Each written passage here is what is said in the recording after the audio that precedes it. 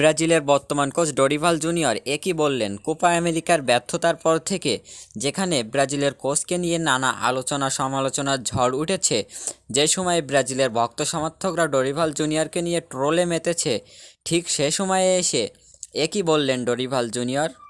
বিস্তারিত থাকছে প্রতিবেদনে। Brazilian poster boy Neymar junior coach ও কোচ স্টাফদের নিয়ে এক বিস্ময়কর মন্তব্য করেছেন।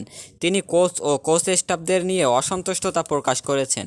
এরই মধ্যে ডরিভাল জুনিয়র বলেন, কিছু কিছু প্লেয়ার আমাকে কোচ হিসেবে মানে না।